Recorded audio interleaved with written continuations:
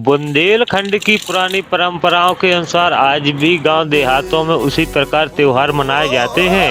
सो भैया रो राम राम और जय जवान जय किसान। सब जने जानती है कि जब जब हम पुरान के बीच में आए थे तो कछु न कछु लेखा जरूर आई तैयार। खबरों के प्रायोजक हैं अश्विनी कैमरामैन। जी हाँ, संपर्क करें शादी विवाह जन्मदिन पार्टी अन्य कार्यों के लिए।